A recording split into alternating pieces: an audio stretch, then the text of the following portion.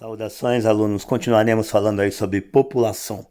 Na nossa última aula, a gente definiu o que era populoso e povoado, só para relembrarmos. Populoso, quantidade de pessoas em um local. No caso do Brasil, tem 212 milhões de habitantes. São Paulo, aí 46 milhões, quase, né? Uns 43, desculpa, 43 milhões. É o estado mais populoso do país, com mais de 20% da população brasileira. Comentei com vocês que o Brasil é muito mal distribuído, mas não só o Brasil, é uma característica mundial. As pessoas vão viver em grandes centros, onde há maior desenvolvimento de serviços, de comércio, saúde, educação. O caso do estado de São Paulo, que a gente queira ou não, é fato que as outras regiões, os outros estados não se desenvolveram aí da mesma forma que o estado de São Paulo, né? Deveria. Falta de investimento público é um dos principais fatores para que isso aconteça. Claro que também tem a questão histórica brasileira, onde se desenvolveu a questão dos transportes, onde se desenvolveu a questão industrial. São Paulo já chegou a ter 60% das indústrias brasileiras, né? Então, hoje a gente teve aí a gente fala que houve uma divisão de algumas indústrias foram procurar outros lugares, justamente por causa da guerra fiscal. O que é a guerra fiscal? É justamente estados onde há maior investimento aí a doação de terrenos para empresas, a diminuição de impostos, da carga tributária.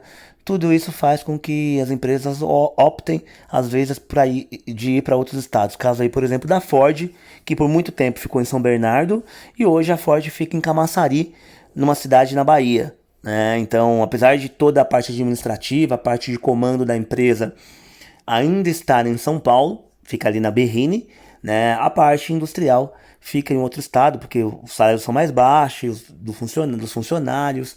Essa questão faz a empresa procurar outros locais. E aí também nós vimos a questão de povoado. Povoado é justamente a quantidade, a densidade demográfica, quantidade de pessoas por quilômetro quadrado ou por metro quadrado, né? O país hoje que tem a maior densidade do mundo é Mônaco, que na verdade é um principado que por muito tempo pertenceu à França e hoje é independente, né? Mais de 16 mil pessoas por quilômetro quadrado. Mônaco tem apenas 2 quilômetros quadrados, para vocês terem uma ideia.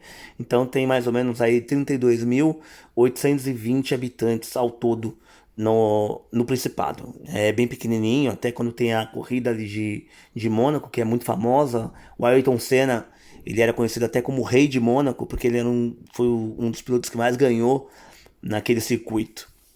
O segundo país é Singapura, na Ásia. Depois nós temos Malta, Maldivas, que é uma ilha. Maldivas hoje é um lugar muito que as pessoas querem visitar, um lugar paradisíaco. Bangladesh, um dos países mais pobres do mundo, né? E o Bahrein, também um país mais desenvolvido, né? Com reis, essa coisa toda aí que tem no Oriente Médio. Bom, e aí nós temos algumas definições a fazer. Primeiro é natalidade. O que é a taxa de natalidade?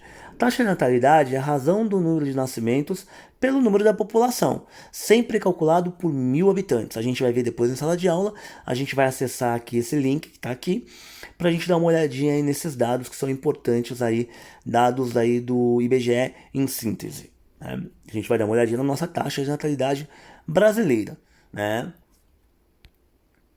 Sempre calculado por 1.000 habitantes, deixando isso muito claro, porque a gente vai ver isso depois talvez numa provinha ou num trabalho aí, ok? E aí temos a taxa de mortalidade, que também é sempre por 1.000, é a razão do número de óbitos pelo número da população, também por 1.000 habitantes. Depois a gente também vai ver esses dados aí no IBGE, ok? Óbvio que a taxa de natalidade é maior que a taxa de mortalidade, né? Em todos os países? Não. Há países, alguns países do mundo, principalmente alguns países desenvolvidos da Europa, onde a gente tem até decréscimo populacional. O que é o decréscimo populacional?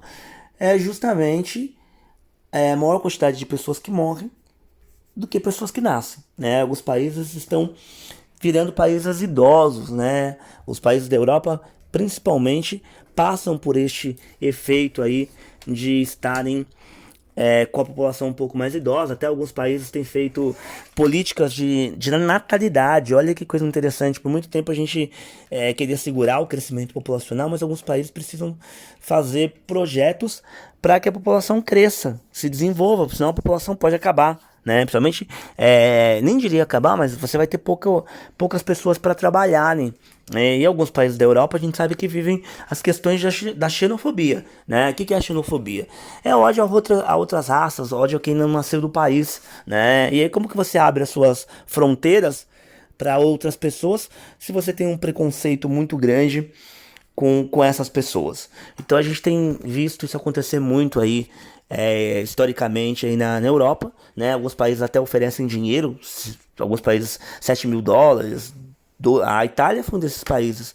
A Itália, por alguns anos, ela pagava aí em torno de 8 mil euros, eu disse dólar, né? 8 mil euros para que as pessoas tivessem filho, por filho, né? Para algumas regiões na Itália passam por, são completamente pessoas idosas que moram, os jovens não ficam mais em principalmente na parte sul da Itália, que é uma parte mais pobre aí da Itália, né? Isso ocorre bastante aí na Itália como exemplo, mas existem outros países também que têm o mesmo problema. A Suíça, a Suécia, a Noruega também tiveram aí por muito tempo esse problema. A Suíça ainda continua com uma população idosa muito grande, né? Mas é um país que tem uma xenofobia muito grande, é um país muito desenvolvido em termos econômicos, um dos maiores IDHs do planeta, né? Melhor condição, melhor qualidade de vida do planeta. Suécia, Suíça e Noruega, esses países eles sempre se revezam aí nesse quesito de IDH, de índice de higiene também, e também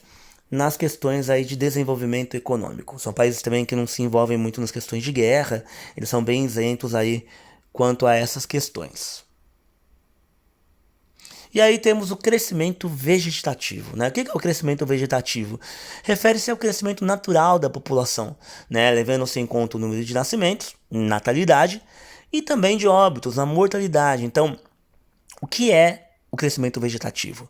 É a diferença entre natalidade e mortalidade, ok? Então, é positivo, né?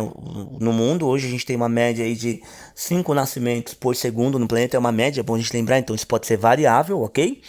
E em torno aí de 2 mortes por cada 5 habitantes, ou seja, 5 menos 2 vai dar 3 no nosso crescimento vegetativo, o crescimento real da população. Lembrando que isso é uma média também mundial, ok? Não é regra, tá?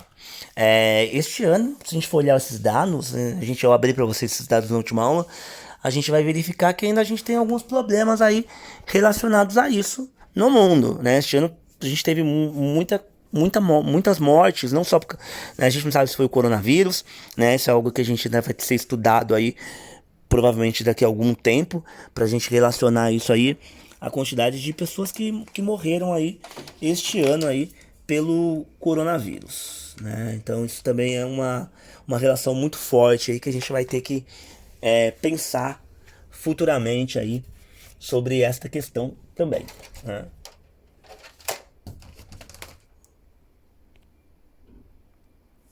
E aqui a gente tem a taxa de natalidade do Brasil, né? A gente passou aí por um momento de transição. Hoje o Brasil vive um momento que é chamado de transição demográfica. O que é a transição demográfica? É justamente aí a gente está passando por tendo um período de crescimento populacional gigantesco, principalmente na década de 60.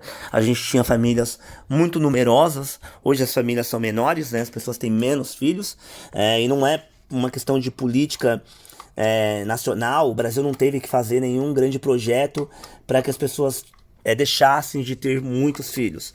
Na verdade, isso aconteceu naturalmente, né? A mulher no mercado de trabalho, né? Hoje a mulher trabalha, ela não é só responsável por cuidar dos filhos, ainda bem que isso mudou também, né? A mulher também hoje tem mais anos de estudo, até mais do que o homem. Isso também fez com que diminuísse aí o tamanho das famílias. Então isso também é um grande fator aí para essa questão de diminuição de quantidade de filhos no Brasil. Hoje a média nacional é em torno de 1,8 filhos por casal.